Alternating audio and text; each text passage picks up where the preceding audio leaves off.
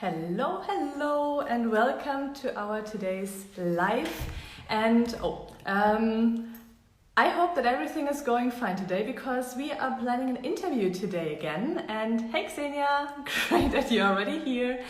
And can't wait to introduce Anthony to you and the great things he is doing. Here he is, Anthony is already there. Just wait for the request that he can jump on the live as well.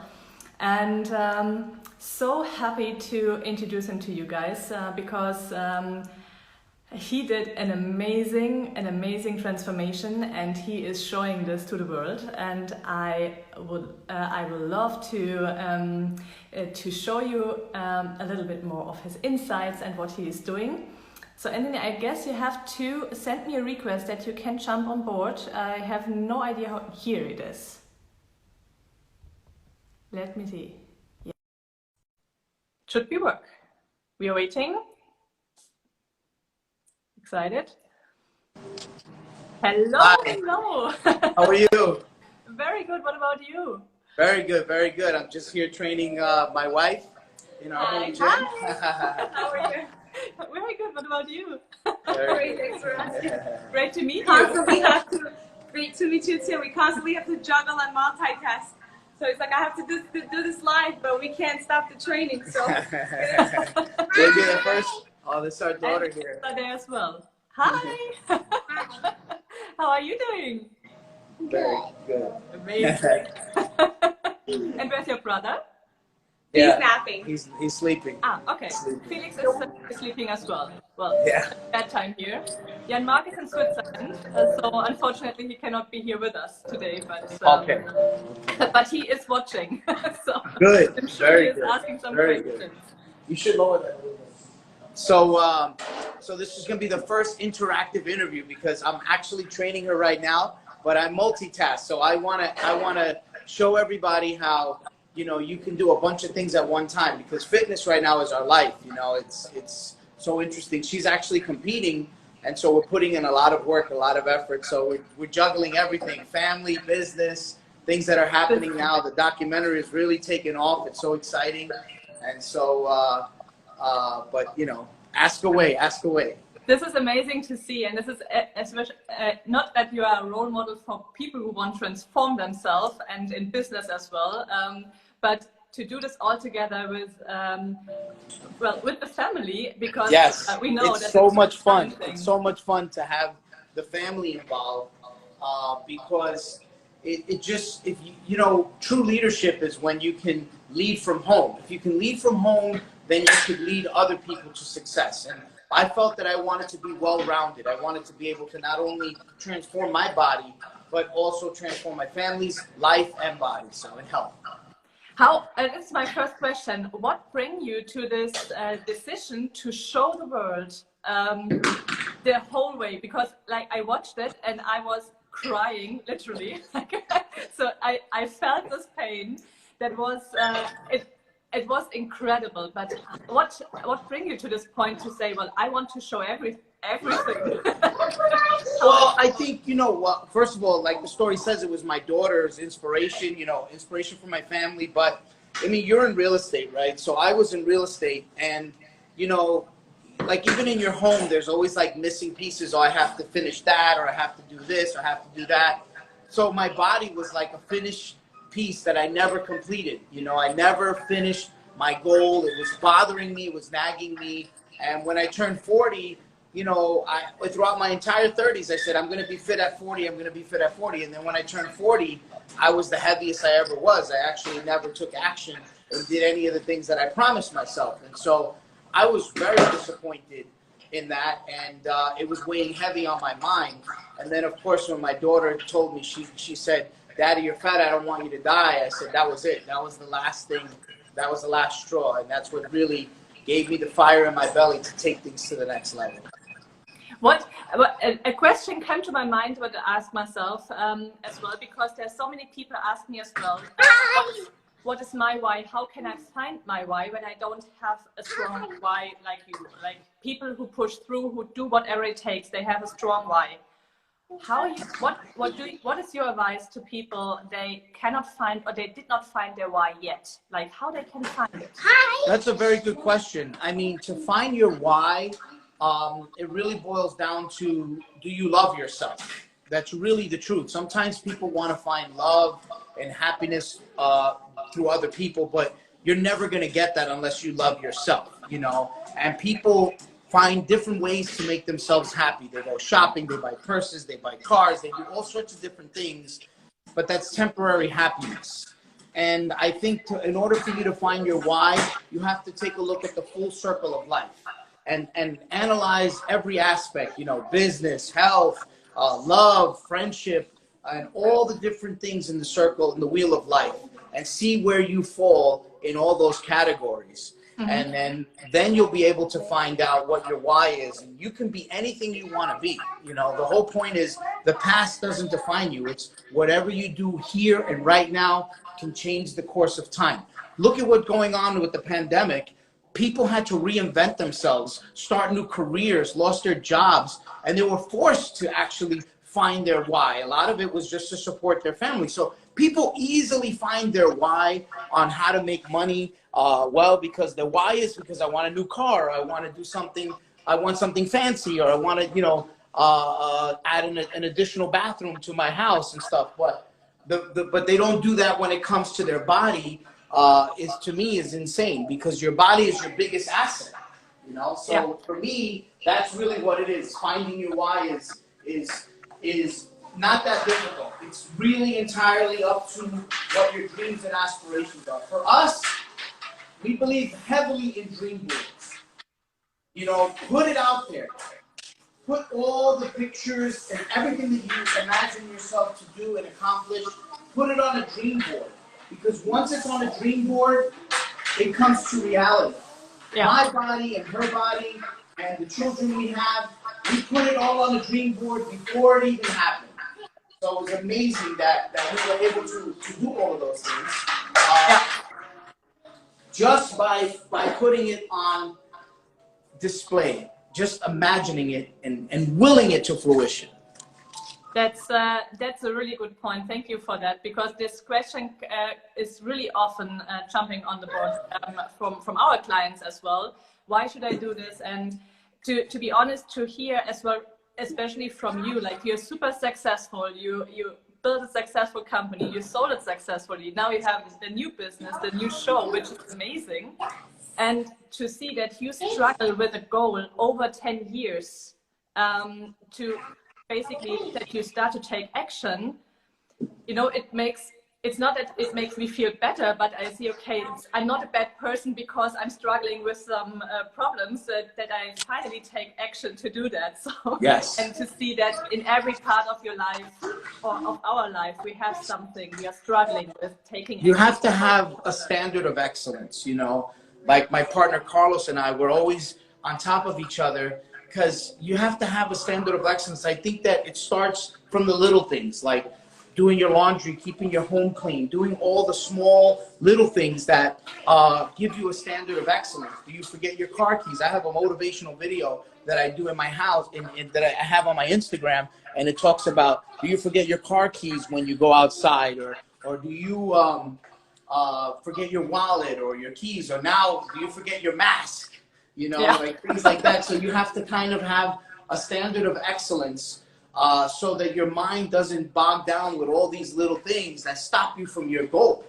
You know, what if you having to run back home and get your mask, instead of doing that, you could be thinking of entrepreneurial ideas and how to make more money, how to improve your business and things like that. So I don't waste a lot of time on the small little things. I take enough time to make sure that I'm a routine person, and I have those things so that I can focus on growth and success and health and family. Amazing. Talking about business, you know that we are in real estate as well. We have a lot of investors doing real estate as well. What does your investments are doing for you right now, especially in the Corona time? So how? Well, for me, there's a lot of opportunities right now in investing. There's a lot of distressed properties. There's a lot of properties out there that people just can't manage and handle. I mean, New York City is a different market altogether. It's a different animal. But you know, for me, I did well. I do well with my real estate. I mainly focused on rentals. I never like rent stabilized buildings or rent controlled or big apartment buildings. So I like to stay small and lean. And so I was able to manage what we had going on throughout this whole process successfully. And I have some commercial real estate where I have businesses like nail salons and things that were forced to shut down. But, you know, fortunately, they were still now they're open because we're at that phase. So we didn't really get hurt. And we divested a lot out of the commercial stuff that we had. So. Okay. Are you still doing this fix and flip part? Well, I fix and keep. So that's my thing. Okay. Yeah, I fix and keep. So I love to renovate properties and then lease them out. I keep them, you know. So you know, I'm a long-term guy. I like generational wealth. I like, you know, cash flow. Yeah. But you're still doing this because I know that this is how you build everything and yeah, I love it. I mean, you know, being in real estate is amazing because, you know, I wrote the whole book about it, you know, and it's just great because cash flow is king. You know, so even throughout this pandemic, you know, there are people that no matter what want to be able to have a roof over their head. And so as a good landlord, you're able to benefit from that and helping people too. That's true. That's true. And for all of you who are watching here as well, if you read the book and if you watch the show, you get a lot of insights from Anthony as well, and all the stories. Though we don't want to catch up all the things here because if you read that, you know basically everything. And this is a thing I really admire you for this because you can bring the story so emotionally. This is amazing to hear this, especially from a guy. From women, we know that they can be emotional, except of me, I guess, sometimes. But to watch this story and all this and this why to make this transformation is heartbreaking. Yeah, it was. I'm getting so many messages from people from all over the world, and now it's actually ranking because it's on Amazon Prime, so it's ranking pretty high whenever you search. And so I'm getting more and more inundated with direct messages and emails and stuff that people are just discovering it, and they're like, man, I'm gonna hit the gym. I'm so excited, you know. It's really, the whole point was to really show people it's possible. Anything is possible if you put your mind to it. That's true, and it doesn't matter how old you are and stuff like that. I read a question in between. I'm not so sure. Can you see the questions here as well? Or There's a lot of people joining, so I can't. Yeah. There was a question. How important was an accountability partner in your process? Exactly. You know, I talk about this a lot. You know, I started with my best friend in the documentary and partner, Carlos. And so that was awesome to have a partner and a best friend to actually do that stuff with. It was great. But, you know, I was fortunate because we actually gelled together a lot. So we have a lot of history and we're ride or die no matter what. So we were going to do this. We were going to do this together. But what ended up happening is I took my transformation to the next level. But because we're partners in business, somebody still had to run the show on the business end while I was basically living in the gym. So he had to scale back and not do like a full crazy transformation like me, but he still was maintaining whatever his goals are. But now he's actually going to go through a full transformation because I'm done with mine. Oh, really? And so, yeah, so we've taken on a bigger team to handle a lot of the day-to-day stuff. And so he's also going to do his own personal transformation. But I think a lot of people make a mistake where they rely on a partner. And if that partner drops out, then they drop out and it gives them an excuse to quit. So you have to be very careful. So what I did was I surrounded myself around people that were fit, people that loved the gym, that had a lot of history. You know, so for example, if you're going to get involved in real estate and investing in properties, you know, you can't have the blind leading the blind. You know, if you're an amateur and your partner's an amateur, chances of failure are very high. But if you partner up with somebody that has experience and capital, your chances of success are high. So I think that what I did was I started associating, and I talk about that in the documentary about a couple people that I made friends with in the gym, and I started working out with them. And it went from 2 people to 5 people to 10 people. And all of a sudden I started meeting all these trainers and fitness for lifers. And they became my inspiration. So you're the average of the 5 people you associate with. And so I just changed my association changed my mentality process. And then my Instagram, you know, Instagram is very smart, and it sees what you look at and it recommends other things. So all of a sudden, my Instagram, I'm looking at six packs, I'm looking at muscles, I'm looking at fitness products, I'm looking at this. So I was pretty sharp in just making sure that everything around me was all things fitness, all things images and words and people that were not lazy, people that I would go to the gym and they're at the gym. I'm training hard and they're training hard, and people that were not, you know, going crazy eating pizzas. And I used to have this mentality where like, oh, they could eat whatever they want, you know, that's their genetics, or that's their metabolism, you know, I'm big bone, all these excuses I was making. But I saw that these people were also watching what they were eating too. And they were working out really hard. They earned it, you know what I mean? So it's the same thing. Like, you know, people think, oh, you know, this person is successful, that person is. If you hang out with them and you see how hard they work every day, now you recognize why they're successful. So yeah, the same thing applied when it came to fitness, you know. That's very true. And two things were jumping into my mind as well at the end of this part, because where you're saying that I do whatever it takes and even go further, and did not listen to the doctors basically, and did this transformation afterwards as well. And how many people do we have really in our life? Then if you say, I want to go to the next level, they basically advise you, take care of your health, don't do too much, take a rest, sleep, go on holiday. And I love to see that, because this inspires me as well. I need this more as well. And that I really was. And the second thing was from Teresa, when she said, it was hard to hear that that you said no to her when she needs you in some situations. That was super honest, because most people don't understand that sometimes you have to say no to your own family, and this hurts in this situation. And yes, I think we talked about that in the documentary. The price for success is how much life you wanted to give up. And yeah, for me, you know, it was devastating to not be able to spend as much time with the children. We had a newborn. My daughter's very busy. She's actually an actress and a model signed to a huge agency. She does well. And so I love going on auditions with her. I love going on set with her and being a part of that. And some of those sacrifices I had to make. And then my wife also had to handle everything on her own, you know. So, you know, we're very hands-on parents. Even though we have the ability and the wealth to be able to hire people, we just don't want to do that. We want to be active parents. We want to be able to raise our children. And so she had to take on a lot of responsibilities, which also sometimes causes stress. You don't get enough sleep. You don't get enough rest and stuff like that. So, you know, right? You have a great drive.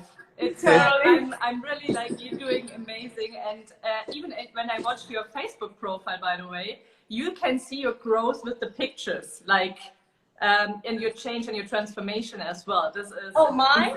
Yes. Oh, thank you. You can see it already? You know, it's funny, when you're going through a transformation, like she's at the stage where she doesn't see it. I didn't see my transformation until the day we did like a photo and video shoot in a gym.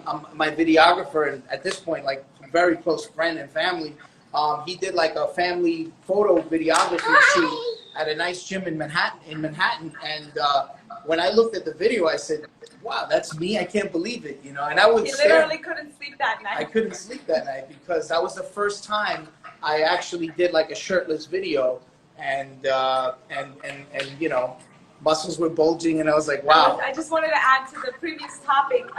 When you're like embarking on a journey like this, you really have to be on the same page with the closest friend that you have and your partner in life. Because I could have made his life a living hell, you know, with the kids. Like it was insane. Like my son never slept. I was still nursing my toddler. I chose to tandem nurse. Like all the gentle parenting meant not to sleep train, not to give them, you know, timeouts, and all of this required a lot of my energy. So I found myself drowning a lot of times, but as soon as I looked at that dream board and I was like, this is what I want too, for him to look like this, to be healthy, to be there for us. Like, so if I have to suck it up for a year, you know? So I feel like it's really important when you get on some kind of a track, get your partner in it from the bottom of their hearts. So then it's not, you know, you don't quit halfway, because the arguments, right, the day-to-day thing can definitely distract you. You don't go one day, you don't go 2 days, all of a sudden you're declining. So, and he was also strong, you know, on his mind too. Strong-willed. Strong-willed, yeah. True. That's true. And you have a great family. Like everybody was supporting you, and this is really rare, basically. And I'm sure, did you ever lost some friends or people you thought they were friends when you started the journey? You know, there's a saying: people are in your life for a reason or a season, and sometimes treason. So, you know, I went through that, though. I was very fortunate that I kind of lived a lot of life. I was in business very young. You know, I started when I was 19, and by the time I was 23, I was a multimillionaire. And so I went through all the betrayals and all that kind of stuff. So at this point, I'm a veteran, and I kind of see it a million miles away. And so, so for me, I'm never surprised, you know, but I really actually didn't. I didn't really talk about it. I kept it private. I stayed off social media, and it was just amongst a small handful of close friends that I told them what I was doing and what was going on. And I made new friends. That was the whole point. You know, insanity, like Albert Einstein said, is doing the same thing over and over again and expecting a different result. So I needed to create a whole new world, and I did. And I met some fantastic people. I love people in fitness because you can definitely tell that they excel in one area in their life. In business, it's hard to tell. You know, people have social media. They're pretending to be this and that, and you really don't know unless you say, "Let me see your bank account." But you know, but in fitness, the person is wearing their resume, at least in one aspect of life, on their body, and so they represent excellence in one area, and I know that area I could help them grow further in the areas that I'm an expert. Wow, yeah, that's true. I never saw it from this perspective. Yeah, That's super true. Jan Mark asked a question in between: how you choose your team members? Like when you bring people on board, how you choose them? Like what is important for you, and how we can make sure that we have the right people in our life? Like well, number one, not only do I work out with them, let's say in the physical world, I talk to them. It has to be somebody that I want to spend time with, that I enjoy spending time with. At this point, you know, being rich is having money, being wealthy is having time. And so for me, time is money. And so I don't want to associate myself with people that are going to not make me happy. So is this person going to be a pain in the neck? Then I don't want to do business with them or be involved with them.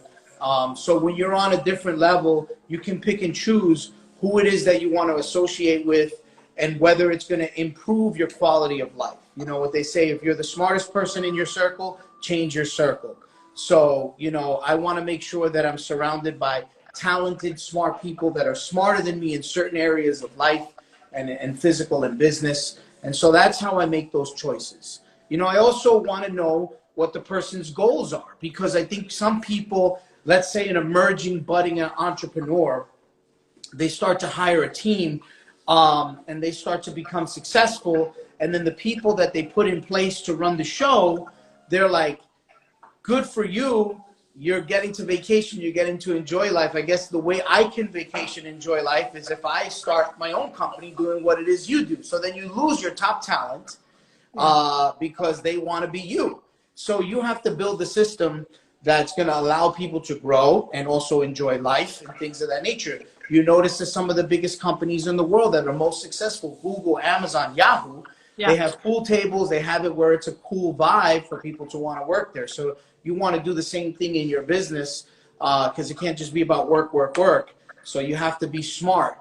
But also at the same time, when you're interviewing people to go work for you, you want to ask them, how long do you want to work with me for until you go on to the next bigger thing? You know, sometimes you're just a stepping stone to the next thing that they're looking to do. Yeah. Some people are like, hey, they like to leapfrog. You know, they work at this company, that company, this company, they gain experience and they gain a higher salary or just gain bigger positions. So you have to know and talk to the person and be realistic, because if somebody tells you, I only want to work for you for 1 year or 2 years max, but I'll give you the best, that's better than somebody working for you for 2 years and he or she's keeping a secret, like, hey, I'm about to leave you for the next job.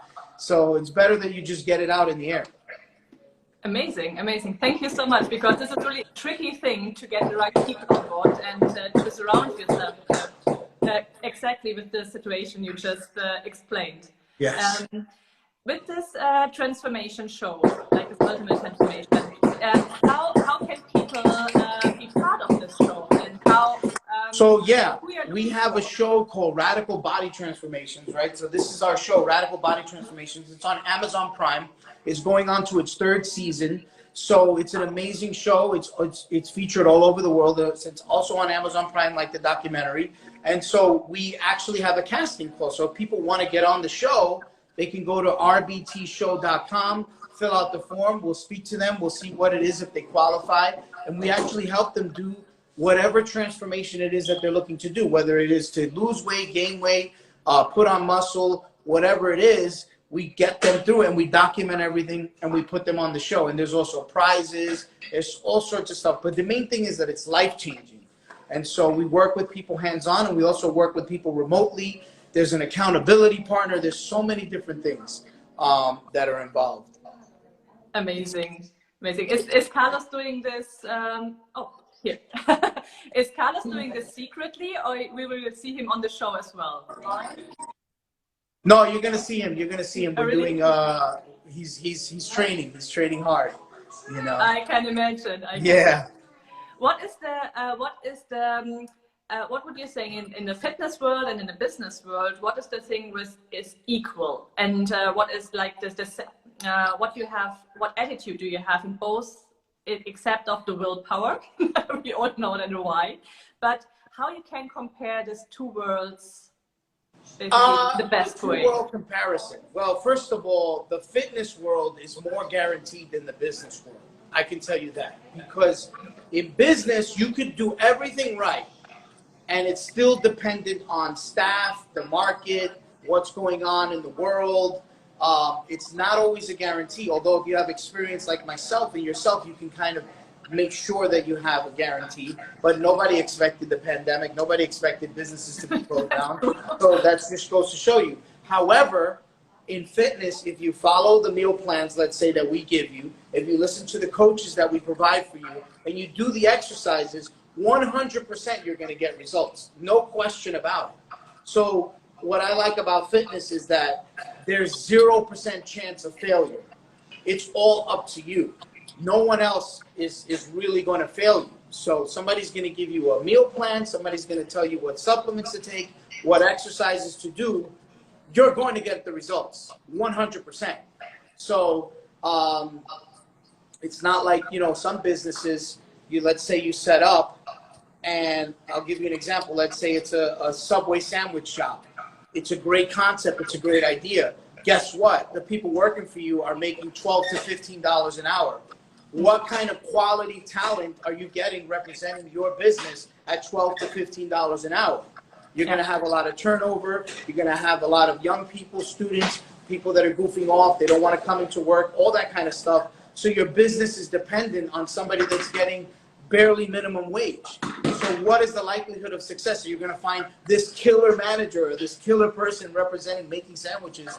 So there's a lot of risk involved in certain businesses.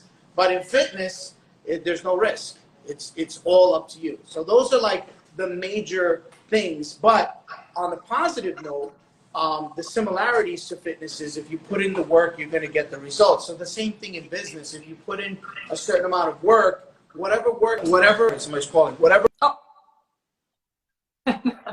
work that you do, you're going to see the results from in business. So let's say it's renovating your office or doing your website, the stuff that you actually are in charge of, you're going to get the results. You're going to see the results.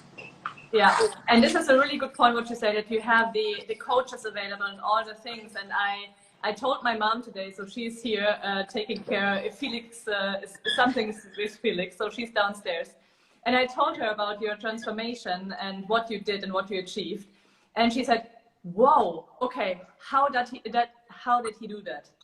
And I told her, and I said, well, of course you had the coaches, and of course you flew them in, and you worked really hard for this 9 months up to a year, and did this transformation. And she said, oh, okay, like I can never make this because I don't have the money to bring all the coaches to me.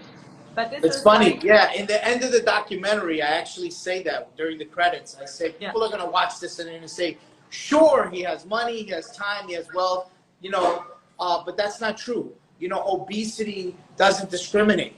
There are a lot of famous celebrities that are obese, very morbidly obese. And they have the money, they have the time, but they just don't have the willpower. So really, honestly, it didn't cost that much because all I did was hire a personal trainer in my gym, which I'm not the only guy that can afford a personal trainer. There's so many people, like every gym that I go to, the personal trainers are busy. So, and at the same time, I just hired a nutritionist, which is not the most expensive thing in the world. But what I did with Radical Body Transformations is I made it affordable. You know, I made it affordable. So, for example, Steve Jobs, I'm sure he spent millions and millions of dollars creating the iPhone. Well, we don't pay millions of dollars for the iPhone. So we actually created a concept that slimmed everything down and made it affordable for people to do that. And think about all the money that people are saving now, you know, during the quarantine and the pandemic. And so some of the expenses that people were able to get rid of. So now you can reallocate some of that money and apply it to yourself. Some people will find money to buy an expensive luxury item, but they won't find the money, you know. And when I look, and I talk about this at the end of the documentary also, it's cheaper to get fit than it is to get fat. All the restaurants, all the eating, all the bad eating and stuff like that. It's just, you know, think about it. A lot of people, if this was 10 years ago and I told you, take a car service here, take a car service there, people say, no, I can't afford to take a car service everywhere. But guess what? People are taking Ubers just 5 blocks. So that's people true. Find a way to budget themselves according to whatever they feel is important and necessary. Yeah, that's very true. So we have some questions here. I will, can I read them? Yeah. Emmanuel is asking, how helpful was the vision board for you? That you that was it a real help to have this vision board for you? What was the meal plan that worked for me? Yeah, if it wasn't a real help for you to have a vision board where you can see your goals, and like how often did you stand before that and remind yourself what you really want to have? So they asked me how important was the dream board? Yeah, the vision board, yeah. Yeah, so I mean, it's very important. We have it actually in our living room, and it's time to upgrade it and modify it because we've actually reached a good portion of the goals. So, yeah. But yeah, we would look at it every once a month, but it would also be in the back of my mind. It'd be in the back of our minds also. And so I stopped looking at it for a while because it was already in my head. And then when we went back to look at it after the competition, I actually have a better body than the person that we actually put on the dream board. Yeah. So that was amazing. So it's kind of like if you ever go back to your elementary school, everything looks so small. The desks, the hallways, everything looks small. Where you remembered it, it was larger than life. Yeah. So same thing happened to me in business.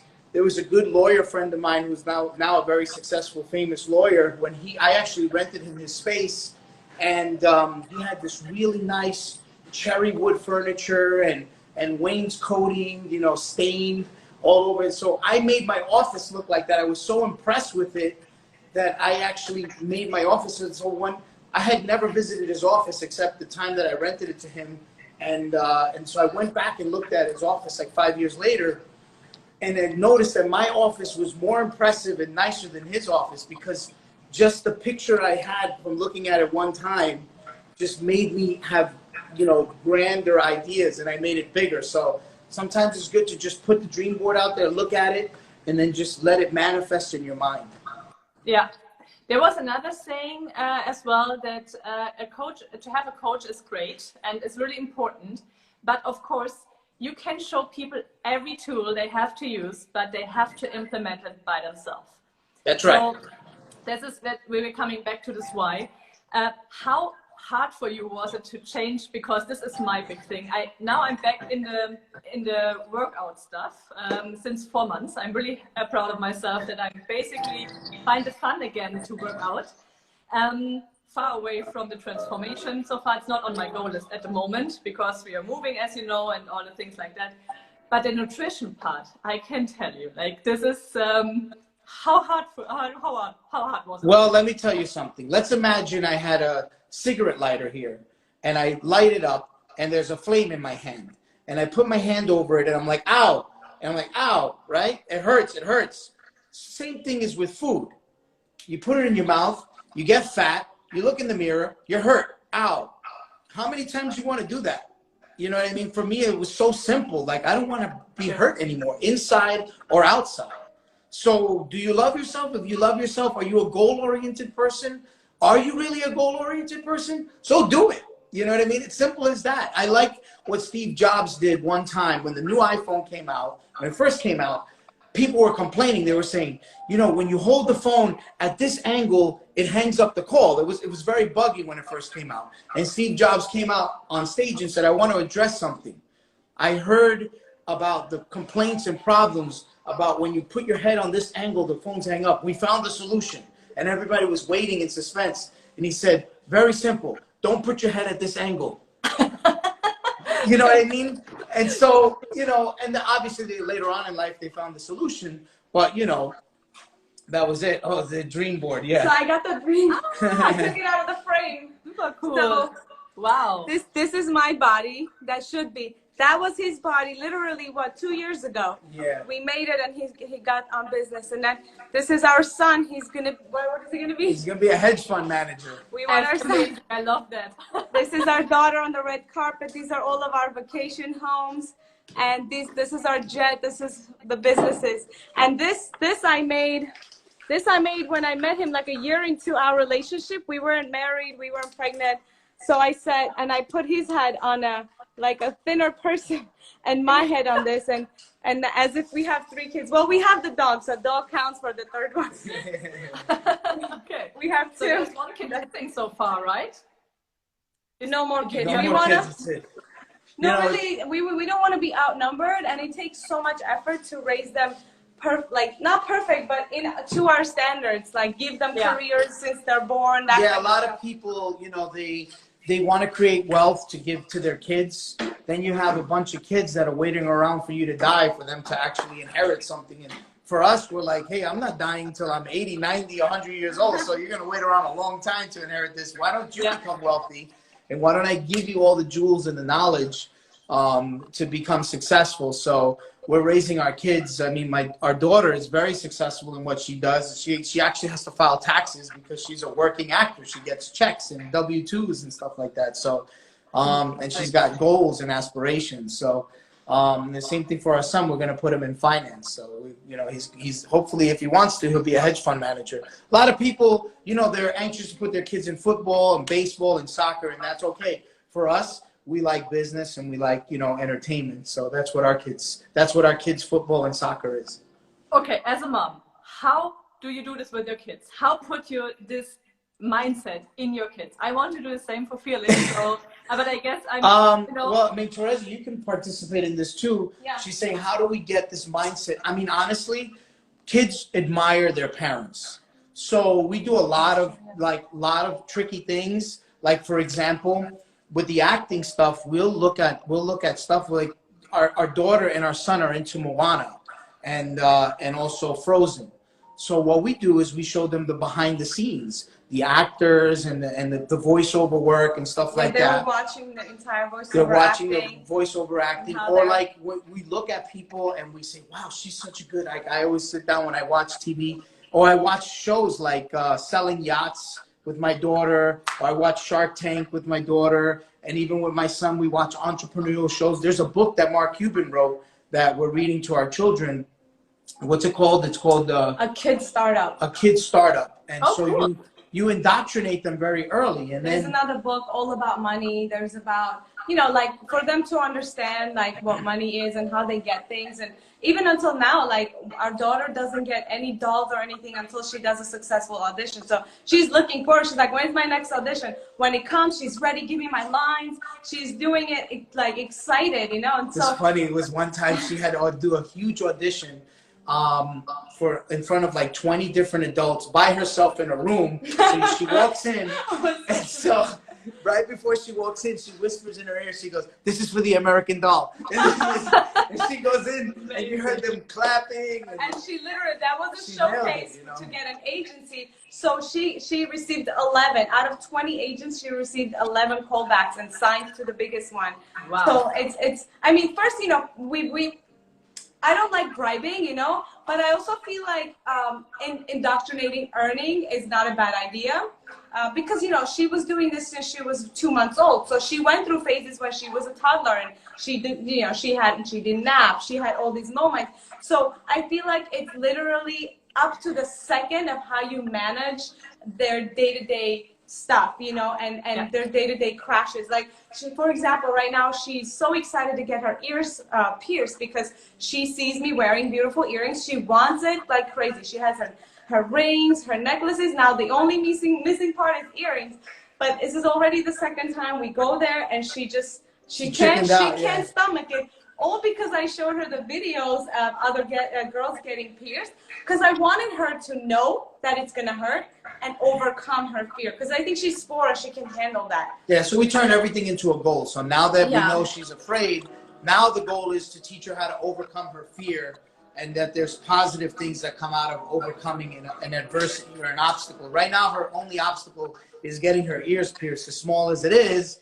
You know, she had a big, you know, crying fit yesterday over it. And that's like a perfect opportunity, because right when she's throwing herself on the floor and doing her whole thing, I was like, you know, we don't quit. Once we decided something and it's approved by your parents, that means it's a good thing. So you got to stick with it, right? So we don't stop. Then I showed her this video. So he said that our kids are into Moana and Frozen. I have never shown them the cartoons themselves because I think there's a lot of negative stuff going on too. But I do show them the heroic moments, the leadership, and the music video. So clips of them that I choose, that I approve, right? And the positive, because they associate the songs, they know the characters.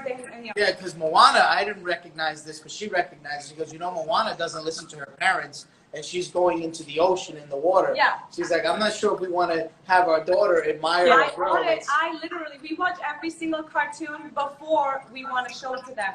And I work with a parenting coach very closely. I have a whole list of That's another thing. Coaches work. Coaches work. So we have a parenting coach. Yeah. I've now kind of gotten my own idea of like what she didn't have one parenting coach. We went and had a bunch, but we settled on one really great one. We're friends with them. So like it comes, I think that the indoctrination even comes from as simple as what TV shows they're watching, how you're organizing their days. Are they getting bored? Are you maximizing their potential? At what time they're at their brightest, and what can you throw on their way so they can grow and feel accomplished? And when they've already wasted their, you know, creativity, then they can kind of cuddle you on the couch or whatever. So I think there's a lot of confusion between the expectations from the children at different times of the day. You know, you just have to go with their flow. You have to read a lot and understand how their biological. In fitness, there's nutrient timing, and in parenting, there's the same similar thing. You got to catch timing. There's timing. Like, it's funny because you know we practice what is it? Sleeping with the kids. What do they call it? Co-sleeping. Co-sleeping. And so when the kids wake up, their vocabulary is like they say things like as if you're having a conversation with a scholar. It's amazing how sharp they are the minute they wake up. Now it gets down to like normal after like a half hour, but they're like at their brightest and sharpest. Like morning is good for academics. Yeah. Afternoon is good for, you know, sports and athletics. Then it's downtime in the late afternoon. Then it's again, you know, some sort of fun and leisure and relaxation. So we have a pretty good routine going, and we don't miss an opportunity to instill something. We see you know, we basically we're off gluten, dairy, and egg, right? For example, and she'll see another mom, let's say, giving her daughter milk. Right? She'll be like, "You're drinking milk," you know. So this is a moment where you could say something that it could totally throw her off. But, you know, I've learned to say, well, everybody works differently. Those things, they just don't work for us. Yeah, and it's funny, they don't get tempted by bad foods or any of that stuff anymore. Like, for example, I don't eat stuff that's gluten-free. So there's some stuff that I'll eat, and then they'll say, does it have gluten? And I say, yeah, it has gluten. And they're like, I can't have it. That's it. You know? Okay. Or ice cream trucks or any of that stuff. We see an ice cream truck go by, our daughter's like, bad ice cream. Or sometimes she'll say, Daddy, that child is eating bad food. You know? But again, we don't want her to be judgmental. So then we say, you know, that could work. That's working for their bodies. It's just not working for our bodies. That's it. So there's a lot of like communication that has to be instilled, and even when, you know, a child is having a breakdown, you know, you have to get next to her and be like, okay to cry, like cry, get it out. I'm right here when you're ready. You know, I'm right here to love you. And again, you use this opportunity and you say something that's gonna make her, you know, crying doesn't make your boo-boo feel better, right? Like when you cried, was it feeling better? So then next time they're not even crying. It's just a lot of like catching that right moment to instill something for us. And we read a lot of parenting books too, and a lot of sibling books too. A lot of them. Can you send me some recommendations? The one is my most favorite one is No Bad Kids, and then the other one is Peaceful Parents, Happy Kids, and Peaceful Parents, Happy Siblings. Now the sibling one is amazing because it just shows you how to not raise competitive siblings, how to raise them to be best friends and support each other and all of that, you know. I would love that my parents would read this book. My favorite thing that she does is like when the kids have a fit and they're crying, she's like, I don't understand what you're saying. Use your words. And then stops them crying because they tried to catch their breath and then just like explain, I'm crying because of this, this, and this. And then all of a sudden they're just calm. Sometimes I even will just very good. and then they're like, what did she say? And they stop right away and they're like, wait, but let me hear her. So you do a lot of tricking, you know? Yeah, it's fun. Amazing. You are really creative with that. You know, reading definitely helped. Like literally since I was 4 months, since I was 2 months pregnant with my first daughter, I was already reading, and like I felt super responsible to raise another human being. And so the reading is absolute, because there is no university or college to become a parent, and I think it's the most responsible job. And you know, you're creating humans, and then depending on how you do from birth to age 7, which is the developing ages, then you basically harvest your fruit for the rest of your lives, and they either suffer or flourish. So it's the 7 years that you got to put in the hard work. Then you just you go on vacation as a parent. Is what I think, you know. You're doing a great job. So I'm following you guys, obviously. Oh, thank you so much. You're doing really a great job. It's fun to watch you and what you're doing with your kids and how you involve them. It's you're really a role model for us as well. Thank you so much. Mark. Thank you. Thank you. And I just want to point out here for the European parents, they're starting from day 0, not like when they are in school. So like, because in Europe, like they say, well, you know, they're so small and let's grow them up a little bit and don't put too much pressure in the beginning, and they don't have to do that or not to do that. And here you are the perfect example, basically, that start directly. And this is the mistake I think a lot of people do when they start raising kids, because they start too late. And I mean, you know, Barbie does a good job of indoctrinating their concept into your children very early on to love Barbie dolls. You could do the same thing to have them love different aspects of life, different career choices, different opportunities. I mean, some people leave it up to their kids to decide what they want to do with their life. But the reality is by the time they're 18, 20, 24, they go to college, they still don't know what they're going to do. Guess who's going to make that decision?